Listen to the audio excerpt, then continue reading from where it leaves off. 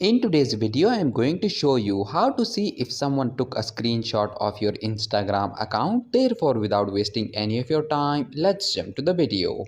So if you want to see who took a screenshot of your Instagram post, then what you have to do is to open Instagram application. Click on these three horizontal lines at the top right corner of your screens and go to settings. Click on the search option and in the search bar type switch account type. Click on the switch to professional account option. Click on continue, continue. Again, click on continue. Pick your interests and then click on done. Click on next. Okay, now click on this cancel icon. Refresh the page and tap on this professional dashboard option. In front of account insights, click on see all. And here you will see the users who took a screenshot of your Instagram account. In my case, there is no option available because this feature has not been enabled in my region yet. In this way, you can easily check who took a screenshot of your Instagram account.